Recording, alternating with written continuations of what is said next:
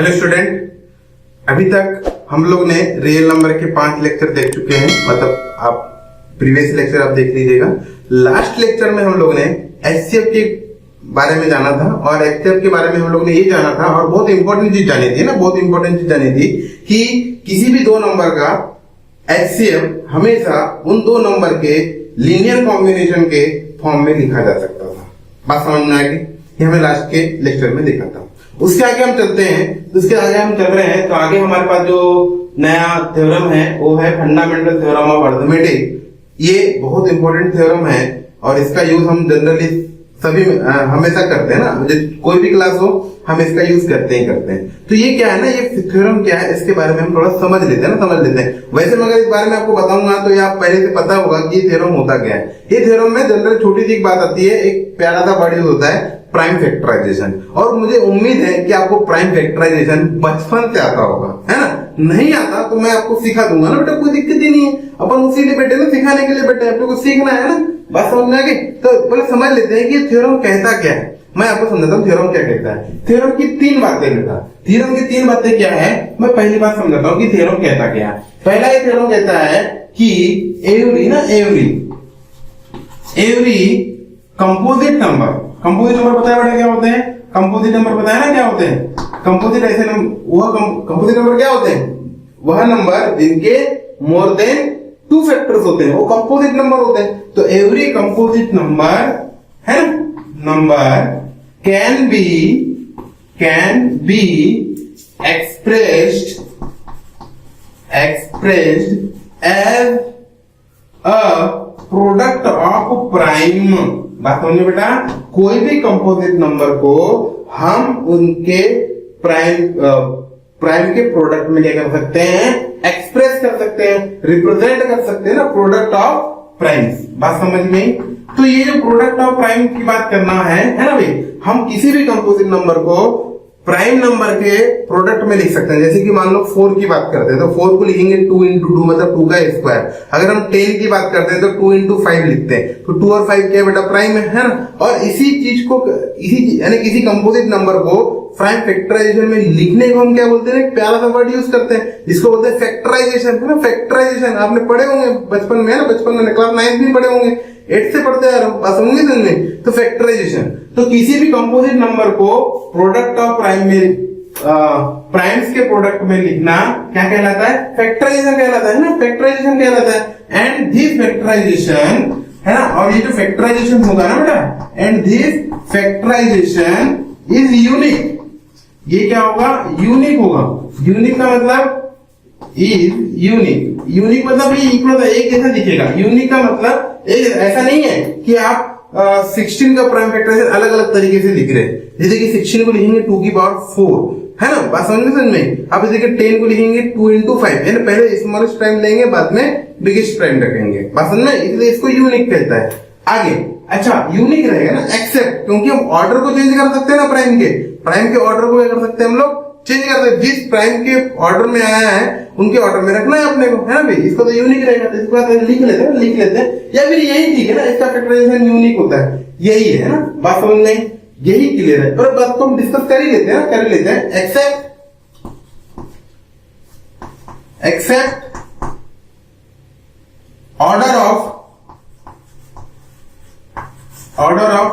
Prime, है ना। Except order of prime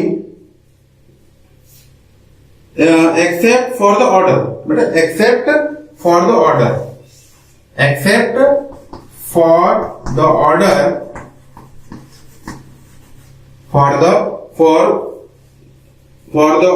in which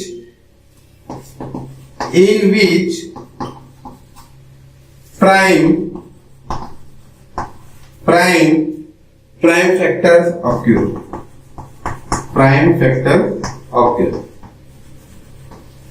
बात समझ में? ये बहुत ही आसान है, इसका अगर आप नेग्लेक्ट भी करते हो कोई दिक्कत नहीं। Accept for the order in which prime factor occur, मतलब बेटा हम ऑर्डर को मतलब यूनिक की बात चल रही है ना, तो हम ऑर्डर को नहीं करेंगे। ऑर्डर में तो पहले 2 से डिवाइड करना है, फिर 3 से डिवाइड करना है, फिर 5 से, फिर जैसे जैसे प्राइम आते जाते हैं उनसे डिवाइड करना है, उस बारे में बात चल रही है। पर इसमें जो मेन बात है ना, मेन बात है फंडामेंटल थ्योरम मैथमेटिक्स क्या कहता है कि एवरी कंपोजिट नंबर है ना, मतलब ये जो बात है ना यहाँ से यहाँ तक, ये बहुत इंपॉर्टेंट है। Every composite number can be expressed as a product of primes, ये बहुत है, यही मेन है इसकी न्यू है ना, जड़ बोलते हैं ना, ये बिल्कुल इंपॉर्टेंट है। आगे ना आगे अब दूसरी बात क्या होती है, आपको समझ में आ गया होगा है ना, बिल्कुल समझ में आ गया होगा। ठीक है, इसका यूज कहाँ होता है, प्राइम फैक्टराइजेशन का यूज कहाँ करते हैं, बचपन से करते आ रहे बेटा हम लोग। कहाँ यूज करते हैं बेटा, फाइंड एचसीएफ एंड एलसीएम, याद आ रहा है आपको, हम लोग ना बचपन से करते आ रहे थे कि इसका जो यूज है ना, यूज है ना, तो यूज इन फाइंडिंग एचसीएफ है ना, एचसीएफ एंड एलसीएम, हम ना LCM and HCF find out करने के लिए इस प्राइम फैक्टराइजेशन का क्या करते हैं, यूज करते हैं। अब बच्चे के मन में आ रहा है एचसीएफ, एचसीएफ क्या होता है, एचसीएफ क्या होता है, आपको पता है एचसीएफ क्या होता है, मैं आपको समझ देता हूँ ना, अभी तक आपको पता ही नहीं था एचसीएफ क्या होता है, पर मैं अभी आपको लिख के दिखा देता हूँ, लिख के दिखा दो। तीसरा पॉइंट आता है एचसीएफ, एचसीएफ का ना बड़ा दूसरा नाम भी है जीसीडी, क्या नाम है, जीसीडी। कुछ लोग जीसीडी बोलते हैं, कुछ लोग एचसीएफ बोलते हैं, है ना। वैसे आपको पता ही है क्या होता है, एचसीएफ का फुल फॉर्म क्या था बेटा, हाईएस्ट है ना, highest common factor, highest common factor, बात समझ में बेटा है ना। और जीसीडी का फुल फॉर्म क्या है, greatest common divisor, greatest common divisor, बात समझ में, डिवाइजर, ये बात है ना, क्लियर। हाँ सर, अब बच्चे बोलते हैं एचसीएफ और जीसीडी सेम ही होते हैं, हाँ बिल्कुल सेम ही होते हैं, इसमें कोई अंतर ही नहीं है। ठीक है, क्लियर हो गया, आगे चलते हैं। आगे सर ये होता क्या है ना, ये होता क्या है, अगर प्राइम फैक्टराइजेशन में कैसे एचसीएफ को फाइंड आउट करेंगे, मैं बोला कोई बात नहीं, मैं एक चीज अच्छी इंपॉर्टेंट चीज लिखा के दे रहा हूँ, जबरदस्त चीज लिखा के दे रहा हूँ, इसको याद कर लो, जिंदगी में कभी कंफ्यूजन क्रिएट नहीं होगा। ठीक है सर, ऐसी क्या चीज है जो आप उनको याद करवाना चाहते हो, मैं आपको समझाता हूँ क्या याद करवाना चाहता हूँ बेटा। वो चीज है प्रोडक्ट ऑफ, एचसीएफ क्या होता है, ध्यान से सुनना, product of smallest power, product of smallest power. अच्छा sir, product of smallest keeper किसकी, product of smallest power of each common divisor, each common factor, each common factor. मतलब जब हम एचसीएफ निकालने बैठेंगे नंबर्स का, तो उन नंबर के प्राइम फैक्टराइजेशन करेंगे, करेंगे नहीं करेंगे, और प्राइम फैक्टराइजेशन में जो कॉमन फैक्टर होगा उसके स्मॉलेस्ट पावर को हम क्या करेंगे, उनको मल्टीप्लाई करेंगे, तो जो नंबर आएगा वो उसका क्या हो जाएगा, एचसीएफ हो जाएगा। बात समझ में आ गई, ऐसा होगा। मैं आपको एक एग्जांपल समझा के बताऊंगा वो होता क्या है ना। आगे चलते हैं, फोर्थ पॉइंट हमारे पास आ रहा है एलसीएम, और बच्चे के मुंह पे रहता है ना, मुंह पे रहता है, क्या रहता है, इसका नाम, किसका नाम, एलसीएम का नाम है ना। बच्चा जानता है, क्या जानता है, इसको बोलते हैं दुनिया वाले लिस्ट कॉमन मल्टीपल, दुनिया वाले क्या बोलते हैं इसको, लिस्ट कॉमन मल्टीपल। तो दुनिया में हम आते हैं ना बेटा, इसलिए हम बोलते हैं इसको लिस्ट कॉमन मल्टीपल। क्लियर हो गया। अच्छा, इसका भी कुछ फार्मूला है सर, हाँ बिल्कुल, मैंने फार्मूला सब बना के रखे हैं ना, आपको टेंशन लेने की बात ही नहीं एकदम। और ये बहुत ही प्यारा है, क्या है, प्रोडक्ट ऑफ, वहां स्मॉलेस्ट था, यहाँ पे क्या हो जाएगा, प्रोडक्ट ऑफ ग्रेटेस्ट या बिगेस्ट, बिगेस्ट वाले ना, बड़ी बता लेते हैं, biggest power of each prime factor, each prime factor, common factor नहीं बेटा, ईच प्राइम फैक्टर, याद रखना मैंने क्या बोला, ईच प्राइम फैक्टर। बच्चे बहुत कंफ्यूज होते हैं, यहाँ कॉमन लिखा होता है, यहाँ प्राइम लिखा होता है, इनमें जमीन आसमान का अंतर है। बात समझ में, इसमें क्या बेटा, जमीन आसमान का अंतर है। सर कैसे जमीन आसमान का अंतर है ना, मैं समझाता हूँ ना, एग्जाम्पल लेके समझाता हूँ। ठीक है, यहाँ पे कॉपी कर लीजिएगा, वीडियो पॉज करके ये कॉपी कर लीजिए, है ना। आगे चलते हैं ना, जमीन आसमान का अंतर क्यों है ना, ये मैं भी समझाता हूँ क्यों। इसके लिए हमको करना पड़ेगा, एक क्वेश्चन लेना पड़ेगा, और सबसे ज्यादा मैथमेटिक्स क्वेश्चन से क्लियर होती है। अपने जो कॉन्सेप्ट है ना बेटा, क्वेश्चन करते हैं ना तब ज्यादा क्लियर होते हैं, थ्योरी तो बहुत घुमाती फिराती है अपने को। ठीक है, एक क्वेश्चन लिखते हैं, क्वेश्चन है find HCF and LCM, find HCF and LCM of 84, 90 and 120 using prime factorization method. Using prime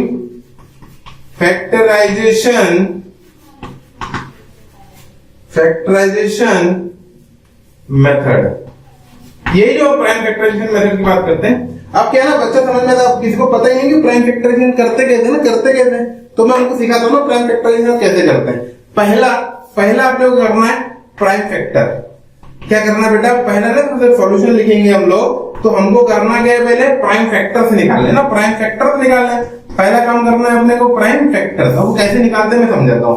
बढ़िया प्यारे से नंबर को बुलाते हैं, 84 को बुलाते हैं, बेटा आ जा। वो आ गया, आया, हम बोले पहले तक कौन से प्राइम से डिवाइड होगा, वो कहता है मैं 2 से डिवाइड होऊंगा। मैं बोला ठीक है हो जा। कितने बार हो जाएगा, 42 टाइम्स हो जाएगा। अभी किससे डिवाइड होगा, 2 से, फिर 21 टाइम होगा, फिर किससे डिवाइड होगा, 3 से। और आ गया ना बेटा, फिर 3 से होगा, फिर कितना टाइम जाएगा, 7, फिर हो गया 7 से, तो ये बना गया। बस समझ आ गई। आगे अब किसको बुलाएंगे बेटा, आ जा 90 बहुत अच्छा से खेल रहा था, तो 90 आ गया। अब 90 क्या कहता है, पहले 2 से होगा, मैंने बोला हो जा। 45 फिर 3 से होगा 15 टाइम, फिर 5 से नहीं, 5 से कैसे होगा, फिर से 3 से होगा 5 टाइम, फिर 5 से होगा 1 टाइम। बात समझ नहीं। फिर किसको बुलाएंगे बेटा, 120 को बुलाएंगे। आजा, पहले छोटा प्राइम कौन, 260, फिर 230, फिर 215, फिर अब 2 तो नहीं होगा। अब नेक्स्ट प्राइम कौन सा आ जाएगा, 2 के बाद 3 से हो गया 5 टाइम, फिर कितना आएगा 5। बात समझ में। तो ये जो है ना, ये है प्राइम फैक्टराइजेशन। ऐसे करता है बेटा प्राइम फैक्टराइजेशन, है ना, ठीक है। पर हम वैसे बच्चे बड़े हो गए ना, तो अपन लोग कभी कभी क्या मन में ही कैलकुलेशन कर लेंगे ना, मन में ही कैलकुलेशन कर लेंगे, ठीक है। ये आप कॉपी कर लीजिएगा, ठीक है।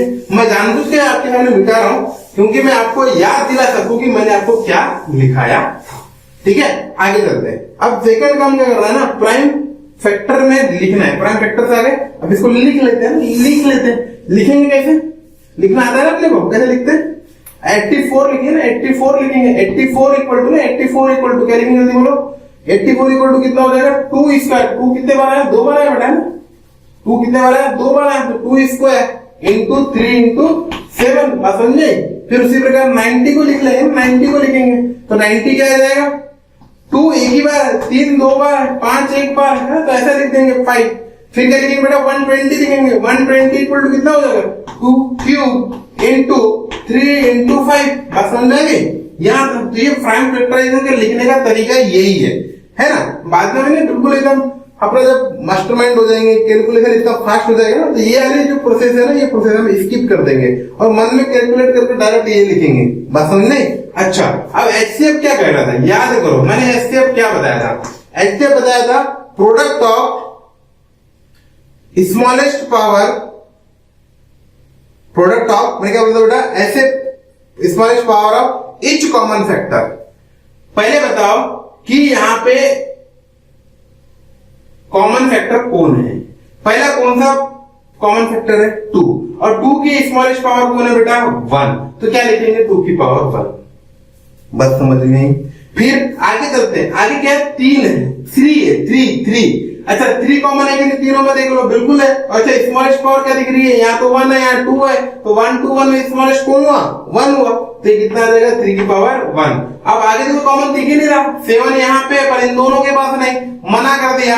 5 इन दोनों के पास है, इसके पास नहीं, इनने मना कर दिया, तो कॉमन तो कुछ निकला ही नहीं। तो इसका स्टेप कितना आ जाएगा बेटा, 6। तो आपको समझ में आया स्टेप कैसे निकालते हैं, बहुत ही आसान तरीका है एकदम, है ना। हम लोगों को कुछ नहीं करना है, प्राइम फैक्टर के स्मॉलेस्ट पावर को निकालना है। कॉमन जो कॉमन है ना, बिल्कुल बेटा कॉमन फैक्टर होना चाहिए, कॉमन फैक्टर होना जरूरी है। बट एलसीएम में ऐसा नहीं है ना, एलसीएम में ऐसा नहीं है। एलसीएम क्या कहता है बताओ, एलसीएम लिखा था product of biggest power of each prime factor. ऐसे प्राइम फैक्टर जिनकी बिगेस्ट पावर है उनको मल्टीप्लाई कर दो, बस खेल खत्म।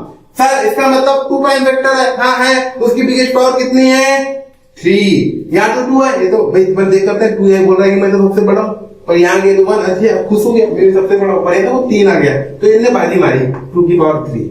ये सबसे बड़ा है 2 में। फिर 3 में सबसे बड़ा कौन है, 3 स्क्वायर, ये सबसे बड़ा आदमी है, इसको लिखेंगे।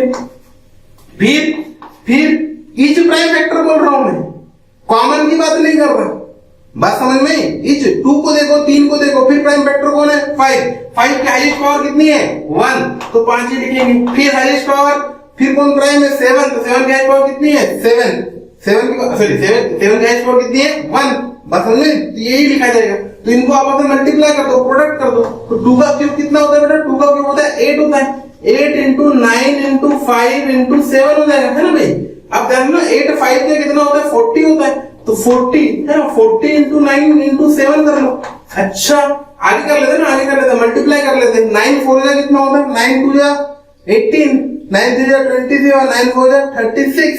तो ये हो जाएगा 360 इंटू 7, और इसको सॉल्व कर लेते हैं, 36 इंटू 7 कर लेते हैं।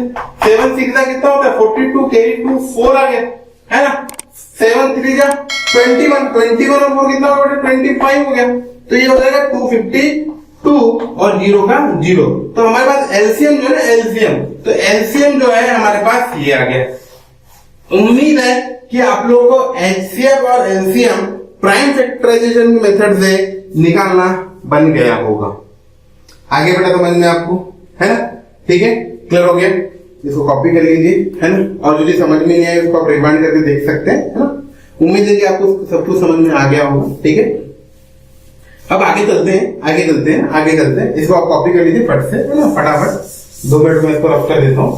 ठीक है, आगे चलते हैं। बहुत ही इंपॉर्टेंट, बहुत ही आसान है ये। आपको देखिए बहुत ही आसान लग रहा होगा, ज्यादा तकलीफ वाली कोई बात ही नहीं थी यहाँ पे, है ना? समझने के लिए, अपने लिए। ठीक है, आगे चलते हैं। आगे हमने एचसीएफ और एलसीएम के बारे में तो पढ़ लिया, पर कुछ प्रॉपर्टीज हम याद रखते हैं, है ना? कुछ प्रॉपर्टीज क्या करते हैं? याद करते हैं, नोट में रखते हैं, नोट में डालते हैं। नोट में क्या डालते हैं? सुनना। पहली पॉइंट, इफ नहीं, मैं बात कर रहा हूं, इफ क्यों लिखूंगा? एचसीएफ ऑफ कोई 2 नंबर है, ए और बी,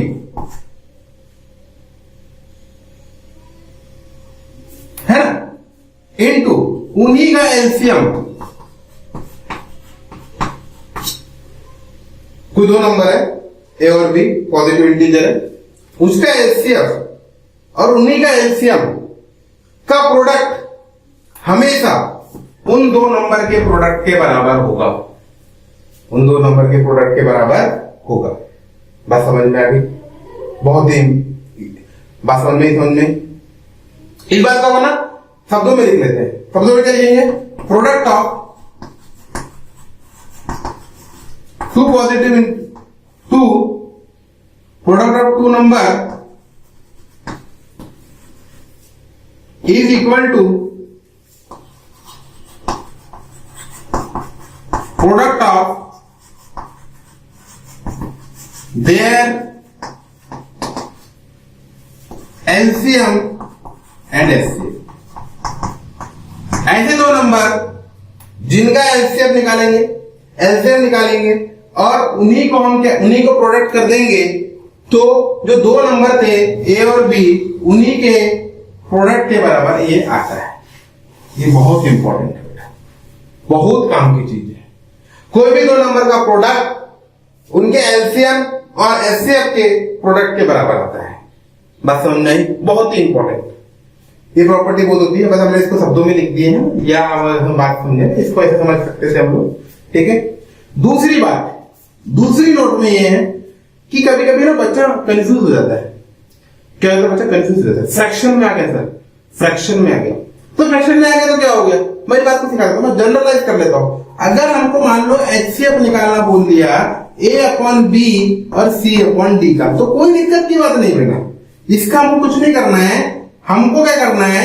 एचसीएफ निकाल लेना है न्यूमरेटर के, डिवाइडेड बाय एलसीएम निकाल लेना है डिनोमिनेटर के, बस खत्म। यही बात है।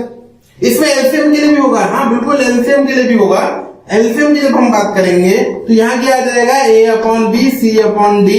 इनका अगर हमको एलसीएम निकालना है तो ये एलसीएम को पहले लिखा जाता है। देखो बेटा, है ना, याद करने का तरीका क्या है? एचसीएफ है तो एचसीएफ को पहले लिखा जाता है, एलसीएम है तो एलसीएम को पहले लिखा जाता है। LCM of numerator and HCF of denominator, HCF of denominator. बात समझ में आ गई आपको?